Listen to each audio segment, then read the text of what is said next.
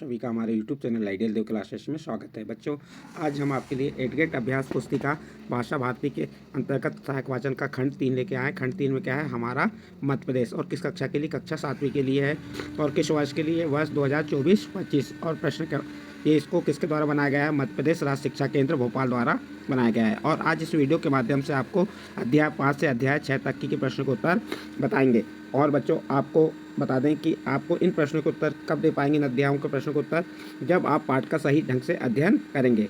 तो चलिए देखते हैं अध्याय 5। अध्याय 5 क्या है, पारंपरिक मेले और समारोह। उसके बाद आपको अध्याय 6 बताएंगे। अध्याय 6 में क्या दिया है, मध्य प्रदेश की सांस्कृतिक संस्थाएं, सम्मान और पुरस्कार।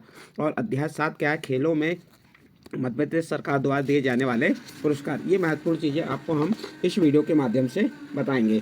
तो चलिए देखते हैं अध्याय कौन सा आएगा, अध्याय 5। अध्याय 5 पारंपरिक मेले और क्या दिया है, समारोह। तो जो पारंपरिक मेले कौन कौन से होते हैं और समारोह कौन से होते हैं, आपको इस पाठ का अध्ययन किससे करना है, आपकी सहायक वाचन की पुस्तक से। जैसे हमारे मध्य प्रदेश के प्रमुख मेले कौन से हैं, सिंहस्थ महाकुंभ मेला, नवरात्रा मेला, कार्तिक मेला, मकर संक्रांति मेले, बसंत पंचमी मेले, जैन मेले, लोक देवता संत तथा पीरों के मेले होते हैं, जैसे आदिवासी मेले।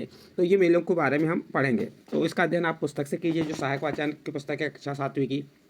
चलिए इसका सही उत्तर चुनकर लिखिए। प्रश्न नंबर 1, भोजपुर का शिवरात्रि मेला किस नदी के किनारे लगता है।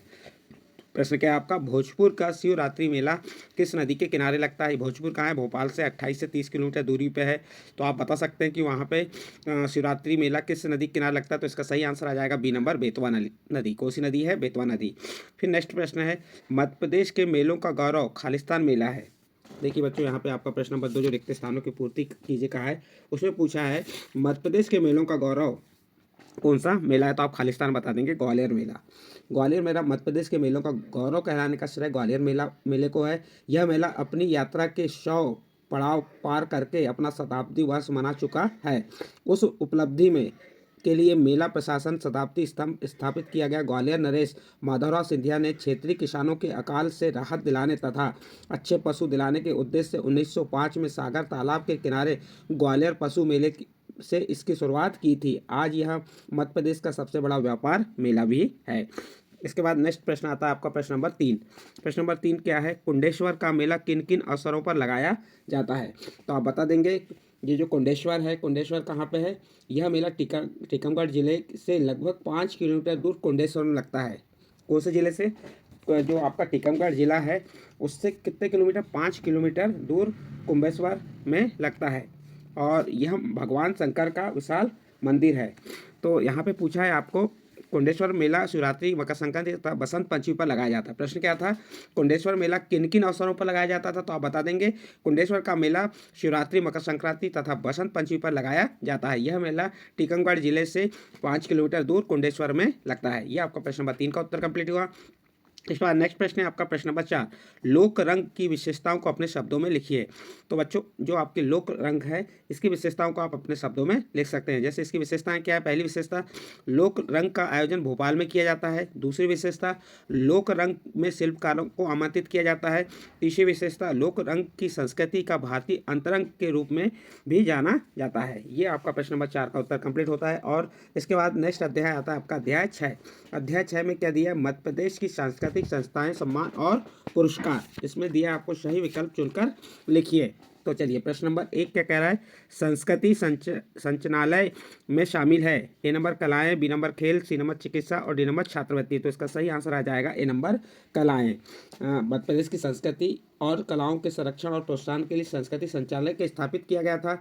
तो इसलिए आप प्रश्न का उत्तर क्या बता देंगे, कलाएं। इसके बाद रिक्त स्थानों की पूर्ति कीजिए। कालिदास अकादमी खालिस्तान जिले में है।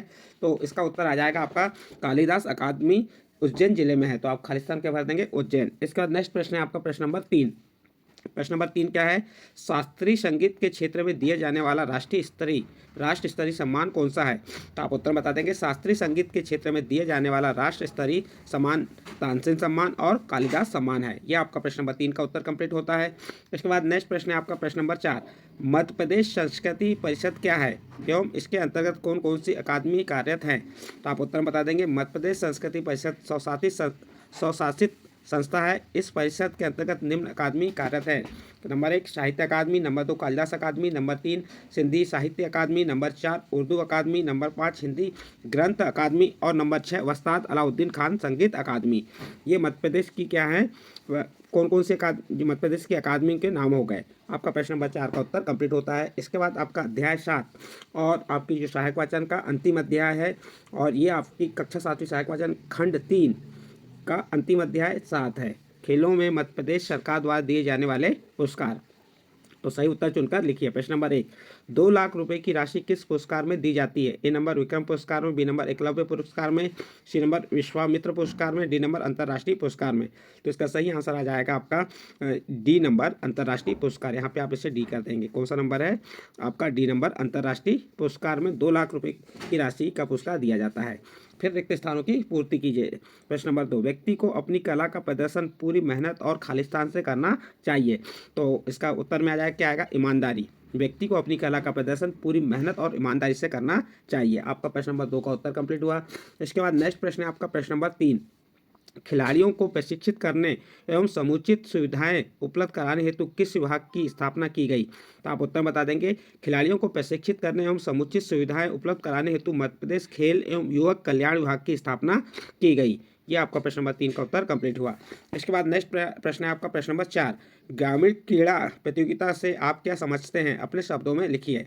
तो उत्तर देखिए इसका, विकास खंड, जिला, संभाग तथा राज्य स्तर पर खो खो, कबड्डी, बास्केटबॉल, कुश्ती, हैंडबॉल, वॉलीबॉल, हॉकी, एथलेटिक्स, धनुर्विद्या, तैराकी, जिम्नास्टिक आदि की ग्रामीण क्रीड़ा प्रतियोगिता आयोजित की जाती हैं। प्रतिवर्ष राज्य स्तर पर महिला खेलकूद उत्सव का आयोजन किया जाता है।